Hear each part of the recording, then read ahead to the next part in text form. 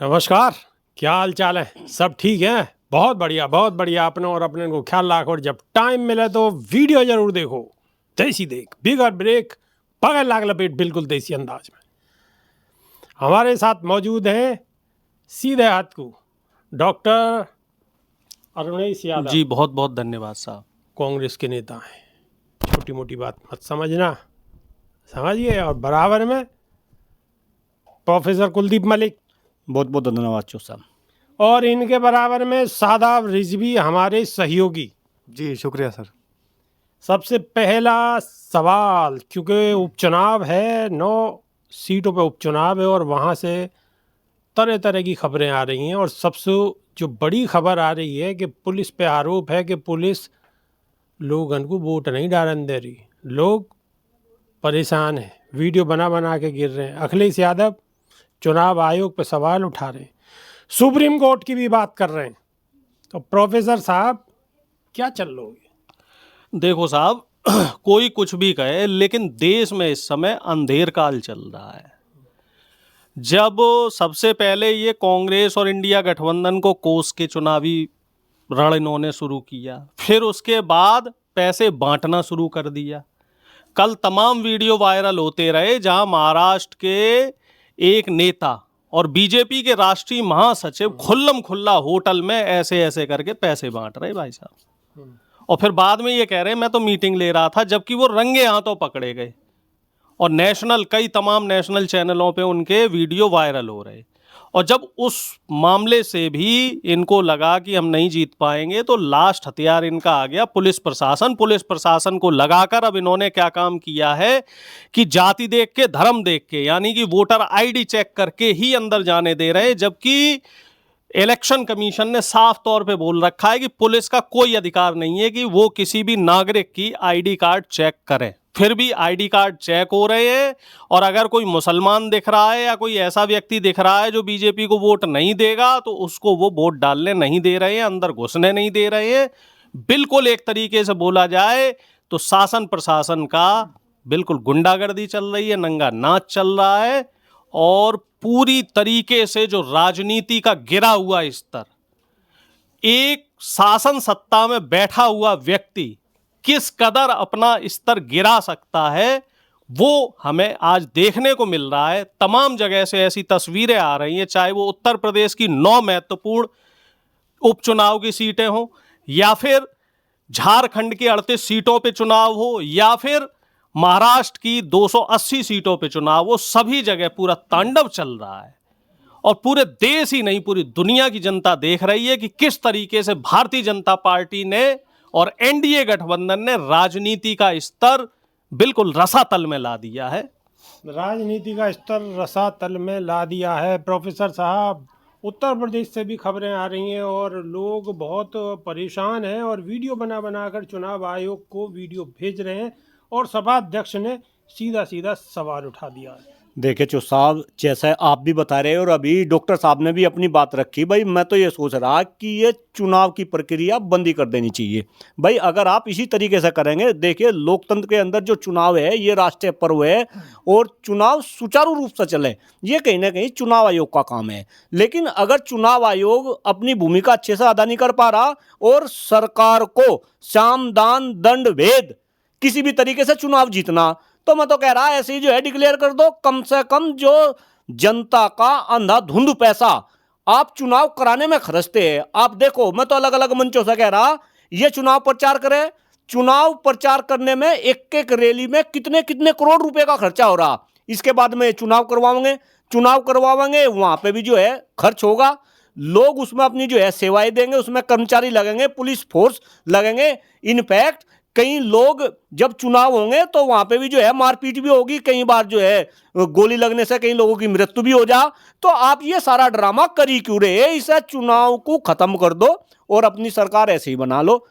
Otherwise मैं कह रहा देश की जनता से आप जागरूक हो जाओ। आपको जनता को जागरूक होना पड़ेगा, कहीं ना कहीं सरकार की चाल समझनी पड़ेगी और खास तौर से जो सत्ता पक्ष के लोग हैं। और मैं तो खुले रूप से कह रहा, डॉक्टर साहब ने भी बात बताई, भारतीय जनता पार्टी के लोग इस बात को समझे कि जो रास्ता अब आप चुनाव जीतने के लिए बना रहे, कहीं ऐसा ना हो आने वाले समय में आज आप सत्ता में हैं, देखो कल को आपको विपक्ष में भी आना पड़ेगा। क्योंकि ध्यान से सुने जरा देश के लोग और हिंदुस्तान के 143 करोड़ लोग जो अंधभक्त बने हुए हैं अभी भी सरकार के, भाई देश काल और परिस्थिति हमेशा बदलती रहती है। अंधभक्त आपने कहा, अंधभक्त किसको अंधभक्त कह रहे हैं आप?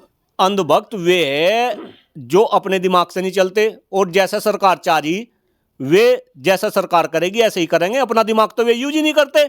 अदरवाइज आप एक बात बताओ भाई, इस तरीके की बात होनी चाहिए का? मतदान करना ये तो हमारा मौलिक अधिकार है, इसमें तो सब मतदान करें। अब पुलिसकर्मी, जैसे रिपोर्ट आ रही है आप भी बता रहे हैं, भाई पुलिसकर्मी कैसे चेक कर सके आई कार्ड को, कैसे मतदान को प्रभावित कर सके, और खास तौर से जो नीचे तबके का वोटर है, कृपा करके मेरी बात को अन्यथा न ले, जो वोटर जागरूक नहीं है, जिसे बेचारे की समझ नहीं है, आपने एक वोटर के साथ में ऐसा कर लिया, वो फिर अपनी वोट डालेगा या नहीं डालेगा, फिर वो जाएगा वो 10 आदमी को और ऐसी बात कहेगा भाई वहां तो ऐसे ऐसे हो रहा।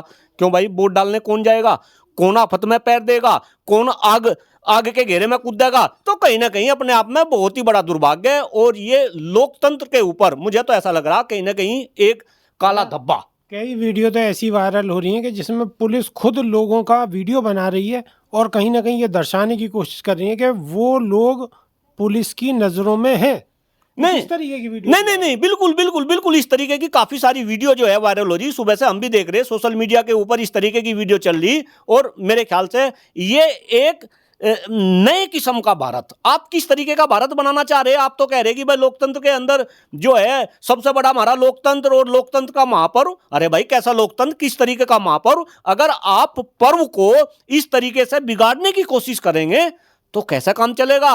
अरे ये जनता आपके अगेंस्ट खड़ी हो जाएगी। मैं तो हर पॉलिटिकल पार्टी के नेताओं से ये कह रहा, अगर आपको देश बचाना, देश के अस्तित्व को बचाना, आपको लोकतंत्र को बचाना, तो कहीं ना कहीं ये सब कुछ आपको बंद करना पड़ेगा। मेरा मानना ये भी है कि जो सत्ता पक्ष में होते हैं वे कहीं ना कहीं भाई हमेशा से कुछ ना कुछ गड़बड़ी तो करते आवे जब चुनाव होंगे, लेकिन इस तरीके की आप गड़बड़ी करेंगे, आप मतदाताओं को अपना मतदान नहीं करने देंगे, आप मतदाताओं को डराओगे। और इनफैक्ट मुझे तो अभी गाजियाबाद में भी ये सूचना मिल रही थी कि आप लोगों की वोट भी कटवाओगे। चौधरी साहब आप देखिए, अगर आपको ऐसा लग रहा कि भाई ये एक स्पेशल कम्युनिटी के लोग आपको वोट नहीं देंगे, आपने सारे की सारी जो है वोटर लिस्ट उनके जो है नाम छपा करा दिए मेरे पास में, ऑन रिकॉर्ड में नहीं बोल रहा, लोगों की मैं सुनी सुनाई, लेकिन कुछ ना कुछ तो सच्चाई है। तो भाई फिर लोकतंत्र का क्या मतलब है? और जनता जागरूक क्यों नहीं होती? जनता इन सब मुद्दों के खिलाफ क्यों नहीं बोलती? टीवी चैनल पे मैं तो आपको भी धन्यवाद दे रहा भाई, कम से कम आप हमारे से इस तरीके की जो है ये वार्तालाप तो कर रहे, क्यों नहीं टीवी चैनल वाले बोलते? अरे कल को आपके ऊपर भी जब उल्टा पड़ेगा इनका वार, आपको पता चलेगा। आप लोकतंत्र के चौथे स्तंभ है, जनता की आवाज उठाना। आप सरकार की भी आवाज उठाओ, सरकार के पक्ष की बात करो, लेकिन अगर कोई सरकार गलत काम कर रही, भाई थोड़ा बहुत कुछ तो इंसानियत बची, अपने धर्म को समझो, अपने कर्म को समझो। अल्टीमेटली आप लोकतंत्र का चौथा स्तंभ है, लोकतंत्र चौथे स्तंभ पे टिका हुआ, आप अपनी इंपोर्टेंस को समझो। आप सरकार के खिलाफ भी बोलो, और मैं फिर कह रहा आज सरकार भाजपा की हो सके, कल को विपक्षी सरकार आवे, फिर क्या करोगे? अब भाजपा की गोदी में बैठे, कल को विपक्ष की गोदी में बैठोगे, ऐसे ही तोता बने रहोगे तुम सरकारों का। अरे अपना काम करो। मीडिया कर्मी जितने भी है भाई, किसी के अंदर तो हिम्मत हो, कोई तो सच्चाई दिखावे। कहीं ना कहीं बहुत ही सोचनीय और बहुत ही निंदनीय है सारी घटनाएं, निंदनीय घटनाएं। सादाब रिजवी, वीडियो आप बहुत बेहतर तरीके से देख रहे होंगे सोशल मीडिया पे किस तरीके की वीडियो आ रही हैं, और उसमें सीधा सीधा कहीं ना कहीं निशाना जो लगा हुआ है वो पुलिस टारगेट पे है, और पुलिस किसको टारगेट कर रही है ये भी आपको बेहतर तरीके से पता होगा। क्या कहना चाहेंगे?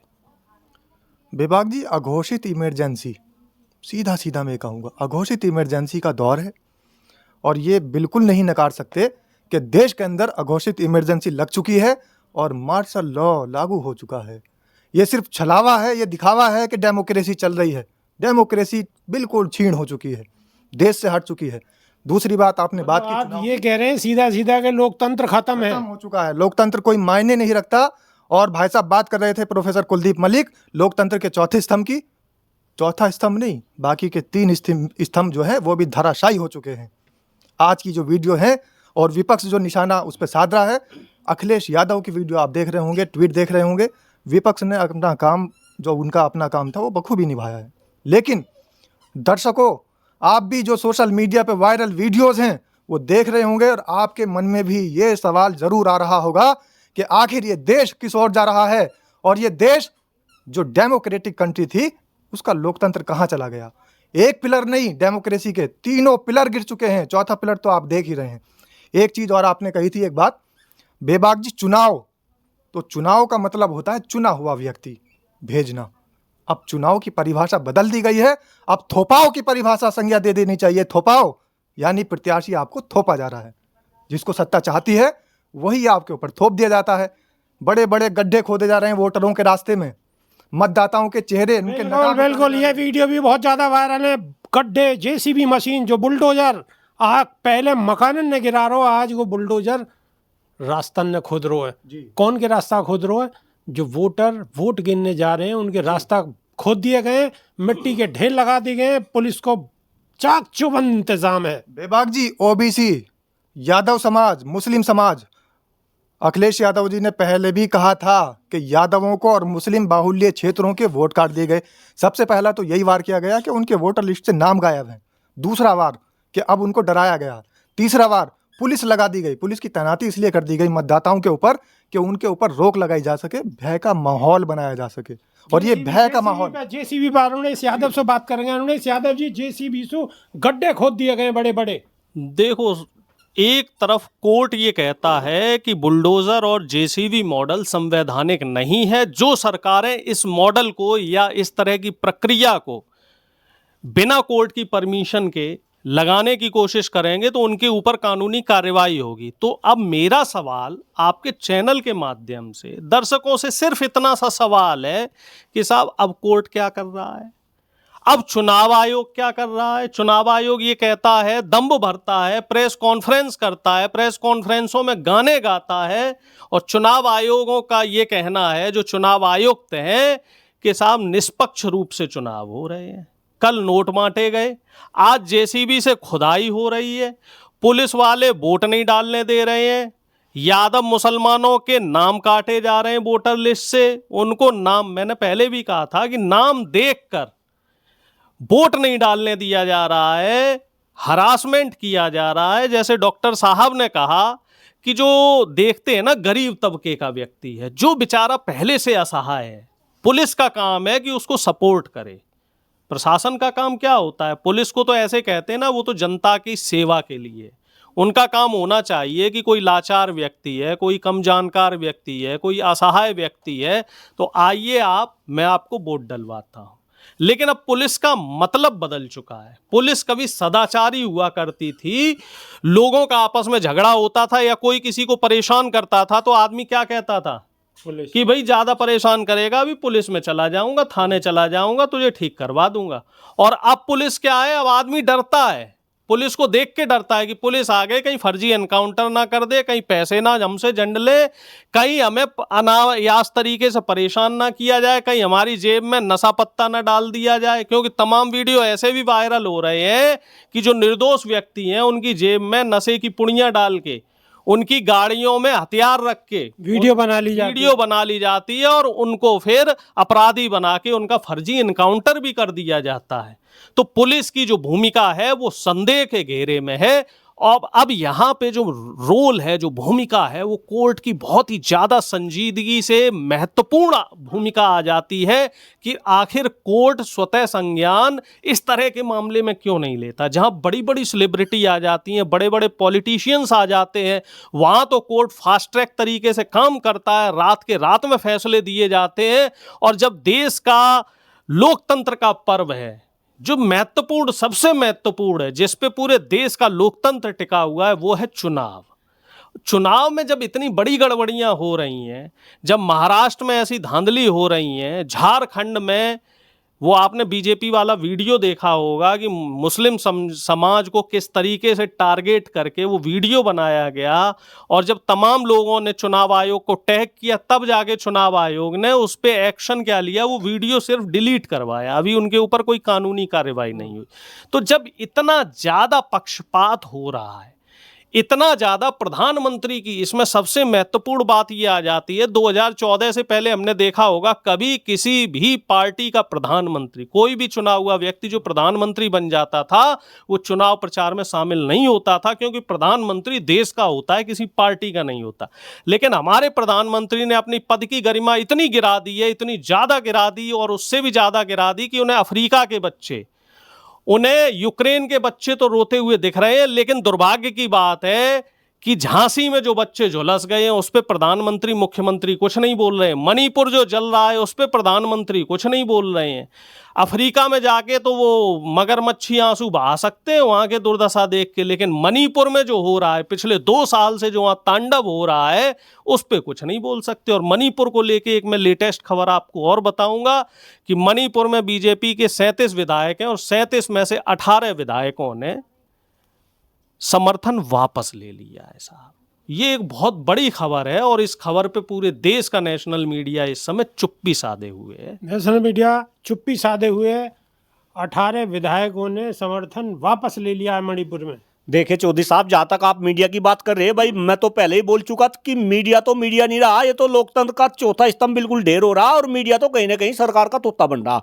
जैसे जैसे जो खबरें मीडिया में सरकार चलवाना चाह रही, मीडिया वही खबर चला रहा। अभी हम बात कर रहे थे, चुनाव की बात कर रहे थे। आप देखो, चुनाव आयोग एक कैसी संस्था है, और खास तौर से वो ऐसी संस्था जो दुनिया के सबसे बड़े लोकतंत्र को गवर्न करती हो, और उसके ऊपर क्वेश्चन इस तरीके से पहले से ही कहीं ना कहीं चुनाव आयोग के ऊपर क्वेश्चन उठते थे, लेकिन अब पिछले लगभग 11 साल से जिस तरीके से चुनाव आयोग काम कर रहा है और जिस तरीके के आरोप चुनाव आयोग के ऊपर देखे, आप अभी लेटेस्ट देखो, अभी आप चुनाव आयोग ने डेट डिक्लेयर कर दी चुनावों की, इसके बाद में उस डेट को पोस्टपोन कर दिया। आपने हरियाणा में देखा होगा, अभी आपने जो है यूपी के अंदर जो उपचुनाव हो रहे हैं, आपने इसकी डेट देखी होगी। आप एक बात बताओ, जब चुनाव आयोग लोकतंत्र के सबसे बड़े पर्व की डेट डिक्लेयर करता है तो वो सारे पैरामीटर को ध्यान में रखते हुए वो डेट डिक्लेयर करता है। मैं जरा हिंदुस्तान के 143 करोड़ लोग इस बात को समझे कि अब से पहले चुनाव आयोग ने जो डेट डिक्लेयर कर दी उसी डेट पर चुनाव हो गए। इस देश में एक ऐसा समय आया जब देश ने सबसे बड़ा आतंकी हमला, मैं बॉम्बे में जो अटैक हुआ था वो हमला जो है सहन करा, और उसके जस्ट बाद चुनाव होने वाले थे, चुनाव हुए, वो डेट चेंज नहीं करी गई। लेकिन अब तो अगर सरकार को बिल्कुल बिंदास आदमी भाई, और जो दिल में वही बोल रहा है स्पष्ट बात, अगर सरकार को यह लगने लगे कि भाई इस डेट में चुनाव नहीं जीता जाने का, तो सरकार उस आगे हटवा ले, उसमें जो है अलग अलग फिर जो है तर्क देना शुरू कर देगी। मैं चूंकि मुजफ्फरनगर से आता हूं, मीरापुर में चुनाव है, वहां पे चुनाव 13 तारीख को होना था, लेकिन इसके बाद वो 20 तारीख को कर दिया। अब आप तर्क देखो, चुनाव आयोग तर्क क्या दे रहा। चुनाव आयोग कह रहा कि भाई गंगा स्नान था, आप देखो गंगा स्नान हमारे उधर जो है बड़ी बढ़ चढ़ के लोग इसमें हिस्सा ले रहे। मैं पूछना चाह रहा, क्या चुनाव आयोग इतना निठल्ला हो गया देश का कि उसे ये पर्व पहले नजर नहीं आ रहा था? अरे नहीं भाई, सरकार उस तरीके से माहौल वहां नहीं बना पाई थी, क्योंकि मैं तो ग्राउंड रिपोर्टिंग में उधर ही मुजफ्फरनगर में ही घूम रहा था, सरकार का माहौल बना ही नहीं था, तो सरकार ने अपने अकॉर्डिंग जो है आगे चुनाव बढ़वा लिए। तो मैं आपके चैनल के माध्यम से देश की जनता को ये, हमारे दर्शक जो है वो माहौल नहीं समझ पाए, आप दोबारा माहौल बताएं। माहौल नहीं, क्या? माहौल वो है, वहां सत्ता पक्ष का जो कैंडिडेट था वो जीतने वाला नहीं था, उनके पक्ष में माहौल नहीं था। तो अब सरकार ने क्या करा, वो डेट आगे बढ़वा दी माहौल बनाने के लिए। आप समझ रहे?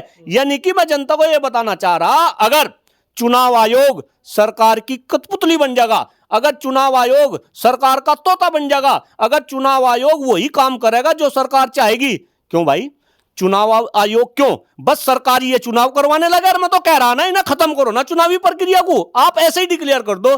चौधरी साहब, बहुत पैसा बर्बाद हो रहा। आप देखो पूरे विश्व के अंदर अगर सबसे ज्यादा चुनाव में पैसा खर्च किया जा रहा, जरा हिंदुस्तान के 143 करोड़ लोग ध्यान दे भाई, वो सबसे ज्यादा चुनाव में पैसा हिंदुस्तान की सरकार खर्च कर रही। और ये तो वो पैसा है जिनका रिकॉर्ड हमारे पास है। ऑफ रिकॉर्ड कितना पैसा खर्च करा जा रहा चौधरी साहब, अगर मैं बताने लगूं तो विश्वास नहीं करने गए। एक जगह एक तरफ तो हिंदुस्तान के 80 करोड़ लोगों को सरकार जो है मुफ्त में अनाज दे रही, यानी कि हम इतने गरीब है कि 80 करोड़ लोगों के पास में खाने के लिए अन्न नहीं, और उस देश में चुनाव आयोग चुनाव के ऊपर इतना पैसा खर्च करे और फिर भी निष्पक्ष चुनाव ना हो पावे। क्यों भाई, क्या मतलब है चुनाव आयोग का? जरा ध्यान दे, वीडियो ये चुनाव आयोग को भी जागी। डॉक्टर कुलदीप मलिक चुनाव आयोग से ये निवेदन करता है कि आप सरकार का तोता ना बने, आप निष्पक्ष रूप से चुनाव कराए। अगर आप निष्पक्ष रूप से चुनाव कराएंगे तभी इस देश का लोकतंत्र बचेगा, अदरवाइज भाई लोकतंत्र तो खतरे में है। देखो मैं भी इस बात का समर्थन लोकतंत्र तो खतरे में है। सादाब रिजवी, माहौल और जेसीबी में कोई संबंध है? बिल्कुल पूरा संबंध है। माहौल जहाँ बिगड़ता देखा जाता है वहीं जेसीबी उतार दी जाती है, बुलडोजर चला दिया जाता है। एक बात मैं आपको ये भी बता रहा था कि लोकतंत्र खतरे में नहीं, लोकतंत्र तो खत्म हो चुका है, अब सिर्फ दिखावे का लोकतंत्र है। दूसरी बात यह है कि जो भाई साहब ने अभी कहा कि जो चुनाव आयोग अपना कठपुतली का कार्य कर रहा है, तो कठपुतली का कार्य करने में चुनाव आयोग को भी जो दिशा निर्देश दिए गए हैं कहीं ना कहीं उन पर भी दबाव है, और दबाव चुनाव आयोग पे नहीं है। दबाव जितने भी विभाग हैं, सरकारी एजेंसीज हैं, ईडी है, सीबीआई है, यहाँ तक के हमारे जो न्यायालय के ऊपर, जिसके न्याय के मंदिर जिसको लोग कहते थे, उन न्याय के मंदिरों से भी अब आवाज़ नहीं उठ रही है। एक बात ये भी है कि विपक्ष अपनी भूमिका को बखूबी निभा रहा है। विभाग जी, विपक्ष का काम है, अखिलेश जी चिल्ला रहे हैं, अखिलेश जी ट्वीट कर रहे हैं, विपक्ष मजबूत है, विपक्ष आवाज़ उठा रहा है, लेकिन उसकी आवाज़ सुनेगा कौन? क्यों आवाज़ सुनेगा कौन? क्योंकि एक मिनट रुकिएगा डॉक्टर रमेश यादव, आपसे सवाल लगेगा कि न्याय के मंदिरों से भी आवाज़ नहीं उठ पा रही है, ये सवाल लेगा। बिल्कुल, तो ये सबसे अहम सवाल है, और रमेश यादव जी भी जवाब देंगे, इस बात को बताएंगे बखूबी कि आवाज़ सुनने वाला कोई है ही नहीं। अंधेर नगरी चौपट राजा, टके शेर भाजी टके शेर खाजा, जो कहावत थी वो चरितार्थ हो रही है। लो जी, अब कहावत एक बार और सुन लो। अगर आपने ध्यान नहीं करा हो तो कहावत एक बार और से सुन लो। बिल्कुल, लोकतंत्र के ऊपर जो ये हमला है, जो लोकतंत्र का पर्व है, डेमोक्रेसी का पर्व बताया जाता है और मनाया जाता है देश के अंदर, उस पर हमला हो रहा है, उसमें गड़बड़ी हो रही है, तो समझ लो कि संविधान की धज्जियां उड़ाई जा रही है। संविधान बचेगा ही नहीं। आप देखिए, आपके सामने ही महंगाई हो रही है, कोई आवाज़ नहीं उठ रही, कोई दिक्कत नहीं। आपके सामने बड़े बड़े जो उद्योगपति वो सब कब्जा कर रहे हैं, कैप्चर कर रहे हैं, कोई आवाज़ नहीं उठ रही, कोई बात नहीं। आपके सामने सारी जो चीज़ों को, जो हमारे डेली नीड्स की चीज़ें हैं, वो मुहैया कराने में भी बहुत ज़्यादा एफडीआई और वो सब चीज़ें, टैक्स लगाए जा रहे हैं, जीएसटी लगाई जा रही है, कोई आवाज़ नहीं उठ रही, कोई बात नहीं। लेकिन जब लोकतंत्र के पर्व पर, जब डेमोक्रेसी पर हमला होगा, तो संविधान की धज्जियां उड़ना लाजमी है। इसीलिए मैंने इस कहावत को कहा है कि आवाज़ सुनने वाला कोई बचा ही नहीं। अंधेर नगरी चौपट एक बार राजा, और सुना दीजिए आप। अंधेर नगरी चौपट राजा, टके शेर भाजी टके शेर खाजा, यही कहावत है। यही कहावत है। कहावत तो आपने सुनी ली होगी। जी बिल्कुल। और सवाल सीधा सीधा न्यायालय पे भी उठ रहा है, क्या कहेंगे? देखिए, कहीं ना कहीं देखिए साहब, सीधी सी बात है कि न्यायालय में भी जो व्यक्ति बैठा है वो एक आदमी है, और आदमी की अपनी मजबूरियां और कमजोरियां होती हैं, और मौजूदा सरकार के जो गृह मंत्रालय हैं उनमें जितने भी सचिव हैं उनको ये टास्क दिए जाते हैं कि फला फला व्यक्ति की तमाम फाइलें लेके आओ और उनकी दुखती रगें देखो, कहाँ कहाँ दुखती रगें हैं, और उन्हीं दुखती रगों पे उनको पिंच करके उनसे बोलना है कि आपको ये काम करना है, नहीं तो आपके साथ ये हो जाएगा। भाई मनुष्य है, मनुष्य से गलतियां होती हैं, गलतियों का पिटारा होता है। अब सरकार क्या कर रही है कि उन व्यक्तियों को जो की पोजीशंस पे बैठे हुए हैं उनको बिल्कुल कठपुतली की तरह चलाया जा रहा है और ऐसे व्यक्तियों को आगे पहुंचाया जा रहा है। आप थोड़ा सा, मैं एक 2 मिनट का समय लूँगा। आपको ध्यान होगा नोटबंदी के दौरान रघुराम राजन जी ने, जब नोटबंदी होने वाली थी, रिजाइन कर दिया था, क्योंकि जो मोदी जी ने प्रपोजल रखा उसका उन्होंने मना कर दिया और ये बोला कि इसके दूरगामी परिणाम ठीक नहीं होंगे, नोटबंदी नहीं की जा सकती, कि ये करने के अपने अलग तरीके हैं लेकिन इस तरीके से नहीं होगी। मोदी जी को पसंद नहीं आया, रघुराम राजन जी ने रिजाइन कर दिया और उर्जित पटेल जी को, जो कि इनकॉम्पिटेंट थे, यानी कि वो उतने काबिल नहीं थे, उनको आरबीआई का गवर्नर बनाया गया, नोटबंदी लगाई गई। अब नोटबंदी लगने के 6 महीने बाद जब नोटों की काउंटिंग हुई तो उर्जित पटेल जी को पसीने छूट गए, क्योंकि 99.2% नोट तो कलेक्ट हो गए बैंकों में, क्योंकि जो भी सारी कालाबाजारी होनी थी वो बैंक मैनेजरों और तमाम जो सरकार के सिस्टम के लोग थे उन लोगों ने कर लिया था। खुद अमित शाह जी जिस बैंक के डायरेक्टर हुआ करते थे गुजरात की, उस बैंक में एक दिन में, दर्शक एक बार ध्यान दें, सिर्फ एक दिन में अहमदाबाद की उस बैंक में 20,000 करोड़ रुपया बदला गया। कोई पूछे कैसे बदला गया? आपसे तो क्लॉज लगाया है कि 20,000 रुपया से ज़्यादा आप नहीं बदल सकते। 20,000 रुपये से ज़्यादा या 20,000 की रकम आप दोगे तो आपको आधार कार्ड भी देना है और तमाम तरह की शिनाख्त होंगी। और उस बैंक में एक सिंगल डे में, सिर्फ ये एक दिन का डाटा है, 20,000 करोड़ रुपया बदला गया। तो आप अंदाज़ा लगा लो किस कदर काला बाजारी हुई। उर्जित पटेल जी के पसीने छूट गए क्योंकि सारा ब्लैक मनी तो वाइट हो चुका था। वो मरता क्या ना करता, उन्हें भी रिजाइन देना पड़ा। फिर उसके बाद जो आरबीआई के गवर्नर बनाए गए, उनका मालूम है आपको परास्नातक किस सब्जेक्ट से थे? भूगोल से, जियोग्राफी से। एक ऐसा व्यक्ति आरबीआई का गवर्नर उर्जित पटेल के बाद बनाया गया जो इकोनॉमिक्स का ई नहीं जानता। तो इस तरह के हालात हमारे देश में हैं और ऐसे तमाम किस्से हैं, तमाम कहानियां हैं कि इस ऐसे ऐसे विभागों में ऐसे ऐसे लोग बैठे हैं जिन्हें उस विभाग की ABCD नहीं पता। निर्मला सीतारमण जी से महंगाई का माँ पूछो तो वो कहते हैं जी मैं तो प्याज लहसुन खाती नहीं हूँ। अगर अश्विनी वैष्णव जी से बोला जाए कि रेल की दुर्दशा ऐसी क्यों हो रही है तो वो कहते हैं जी हम तो 18 घंटे काम करते हैं, हम तो रील बना रहे हैं। अगर विदेश मंत्री जी से पूछा जाए, राजनाथ सिंह जी से, तो वो क्या करते हैं कि विमानों पे नींबू और रक्षा मंत्री, हाँ सॉरी माफ कीजिएगा, रक्षा मंत्री जी विमानों पे क्या लगा देते हैं? नींबू और मिर्ची। कहते हैं साहब इससे देश की रक्षा होगी, इससे सारी चीजें ठीक हो जाएंगी। गृह मंत्री का कहना क्या, जो व्यक्ति तड़ी पार रहा हो, 6 महीने जो प्रदेश वदर कर दिया गया हो, उस व्यक्ति को आपने गृह मंत्रालय दे रखा है। और प्रधानमंत्री को कहना क्या है, जो व्यक्ति खुद डिवाइडर इन चीफ की जिसको संज्ञा मिली हो, वो एक है तो सेफ है का नारा दे रहा है। अब पता नहीं किसे एक कर रहे हैं और किसे सुरक्षित कर रहे हैं। उस बात का भी राहुल गांधी जी ने खुलासा किया है। वो सेफ भी कल दिखाया गया, वो तिजोरी भी कल दिखाई गई कि कौन सी तिजोरी को सुरक्षित किया जा रहा है, तिजोरी में किसका माल है। और एक बार आप भी दर्शकों को बता दीजिए क्या है मसला। देखिए मसला ये है, मोदी जी ने कहा है कि एक है तो सेफ है। इससे पहले योगी जी ने कहा था बटोगे तो कटोगे, तो उसको बचाने के लिए लीपा पोती से मोदी जी ने कहा एक है तो सेफ है। सेफ का मतलब होता है, दर्शक नहीं समझ पाए थे, फिर राहुल गांधी जी ने समझाया कि सेफ का मतलब है तिजोरी। और उस तिजोरी को खोल के दिखाया कि उस तिजोरी में अडानी जी का पैसा है। और एक कौन हो रहे हैं? मोदी जी, अमित शाह जी, नड्डा जी, अंबानी जी, अडानी जी और सेबी की चीफ माधवीपुरी जी, ये लोग एक हो रहे हैं। और जब तक ये लोग एक रहेंगे तभी तक ये लोग सुरक्षित रहेंगे और सारा जो आपके टैक्स का पैसा है ये डकार लेंगे और उस सेफ में पहुंचा देंगे। तो खेल सारा ये चल रहा है। हमें हिंदू मुस्लिम के नाम पे लड़ाया जा रहा है, भड़काया जा रहा है, हमारी भावनाओं के साथ खिलवाड़ किया जा रहा है और सारा माल अडानी अंबानी जी की तिजोरियों में पहुंचाया जा रहा है। मोदी जी इस मामले में बड़ी कलाकारी से काम काला कर रहे धन हैं। कहाँ जा रहा है, कहाँ से आ रहा है, ये हमारे दर्शक बखूबी जानते होंगे। मलिक साहब, अंधेर नगरी, चौपट राजा। जी जी बिल्कुल। देखिए बेबाक जी, अभी डॉक्टर साहब ने काफी कुछ क्लियर कर दिया और मैं इनकी बात को आगे बढ़ा रहा।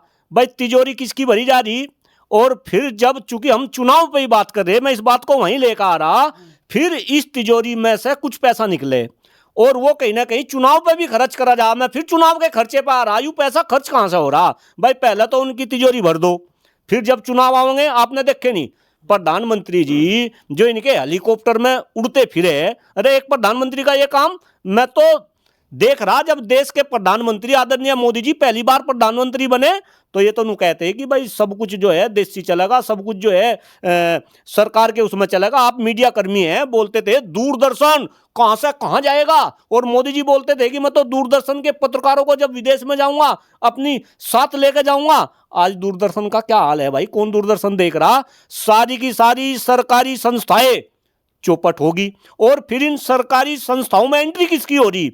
आप ये भी तो देखो, सरकारी संस्थाओं में एंट्री किसकी हो रही?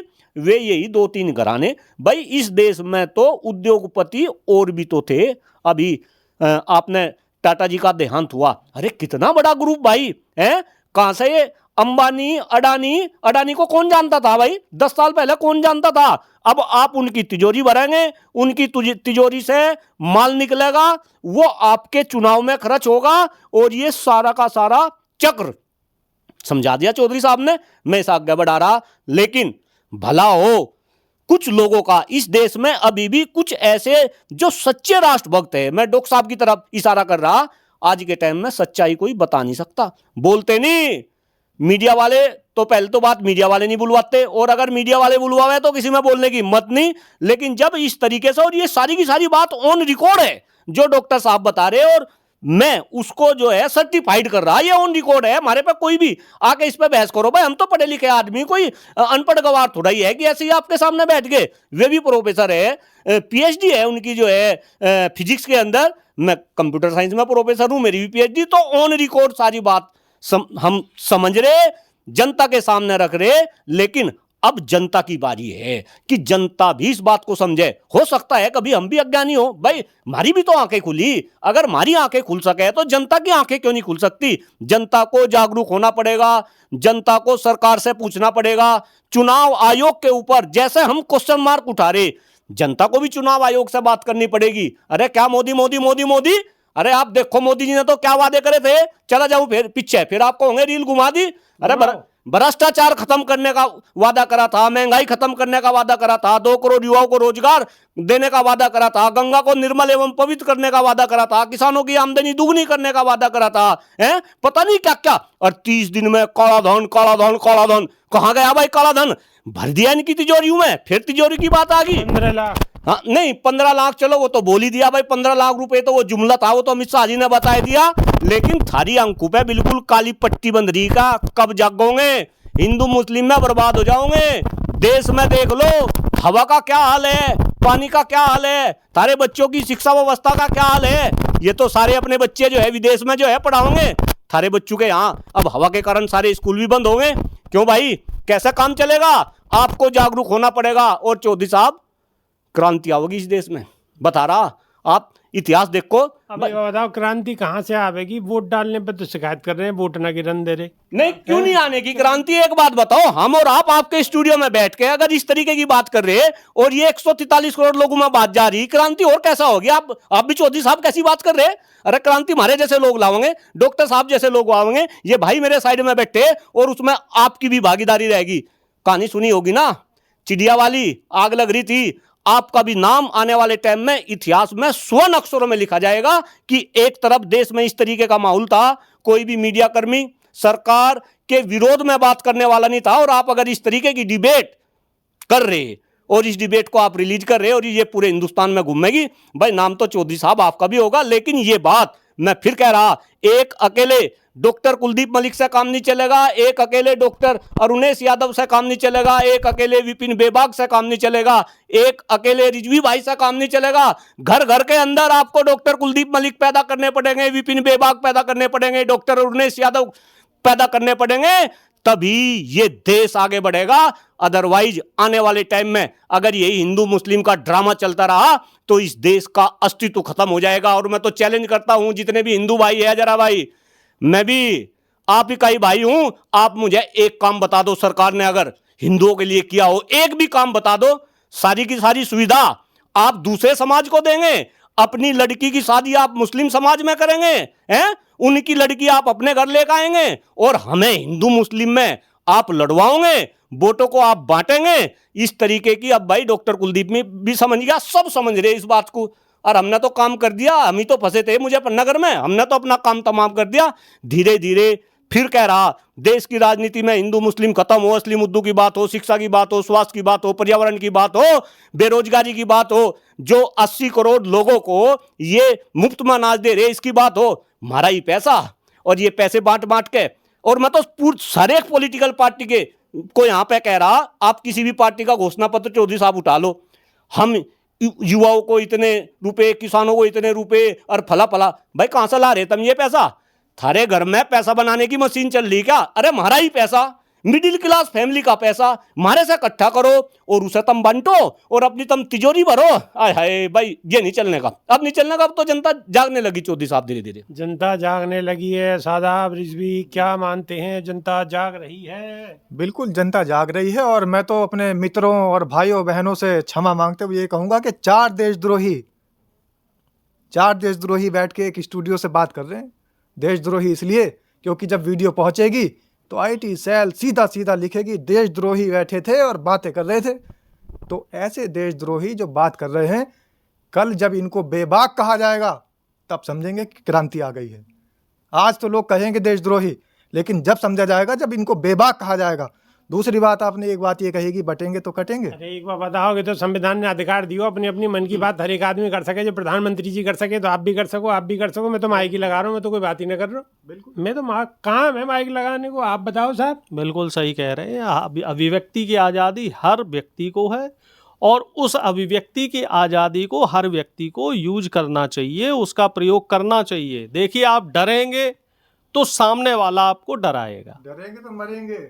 बिल्कुल सही बात है। देखिए, इस तरह के मरने मारने वाले शब्दों का इस्तेमाल मैं तो नहीं कर सकता, मैं राजनीतिक व्यक्ति हूँ, लेकिन मैं एक बात ये मानता हूँ कि आप अगर वोट डालते हैं, आप देश के जिम्मेदार नागरिक हैं, आपका काम है सरकार से सवाल करना और आपको सरकार से सवाल करना चाहिए। सरकार चाहे आपकी चुनी हुई हो या आपके पसंद की ना हो, लेकिन वो इस देश की सरकार है, तो एक जिम्मेदार नागरिक होने के नाते हमें सरकार से प्रश्न पूछना बिल्कुल चाहिए। जिम्मेदार नागरिक बनना चाहिए। सरकार दूसरी भी हो सकती है जो आपको पसंद ना हो, लेकिन सरकार आपकी है। आपको सवाल उठाना चाहिए और सवाल उठते रहने चाहिए। क्यों कि अगर सवाल नहीं उठेंगे तो सरकार को भी पता नहीं होगा कि आखिर उसकी जनता चाहती क्या है। बेबाक जी, देशद्रोही इसलिए मैंने कहा कि लोग जो है एकदम सोशल मीडिया पर जैसे कोई ट्रेंड चलाया जाता है और कोई हक की बात करता है, देश के पक्ष में बात करता है, उसे देशद्रोही कह दिया जाता है। लेकिन देशद्रोही शब्द से डरना नहीं है। आपको पता है कि आप संविधान के रक्षक हैं। अगर आप जागृत होंगे, आप जागरूक होंगे तो संविधान बचेगा। आपने कहा था ना कि ये बटेंगे कटेंगे, तो मैंने नहीं कहा था, वो योगी जी ने कहा था और मोदी जी ने कहा था, मैंने कुछ नहीं कहा। आपने सर सवाल पूछा था अभी कि बटेंगे तो कटेंगे। हाँ, सवाल तो मैं अब भी पूछ सकता हूँ जी। जी। तो बटेंगे और कटेंगे पे जो हमारे कल तावड़े जी हैं, महाराष्ट्र के नेता, हिंदी कम जानते हैं। बटेंगे की जगह बांटेंगे उन्होंने पढ़ लिया। तो बांटेंगे तो काटेंगे यानी वोट। अब उन्होंने बांटना शुरू कर दिया और वोट काटने शुरू कर दिए, पकड़े गए, धराशायी हो गया खेल सारा। दूसरा, एक है तो सेफ है, वो नारा भी आपने खूब सुना होगा, सवाल भी पूछा। तो एक है तो सेफ है का नारा आपने अभी कुछ दिन पहले देखा था, जब महाराष्ट्र की सरकार गिराई जा रही थी, जब विपक्ष पार्टी वहाँ भारतीय जनता पार्टी थी और भाजपा अपनी एक मीटिंग करती है और वहाँ पर सरकार गिराने की बात करती है, तो वहाँ अडानी जी मौजूद थे।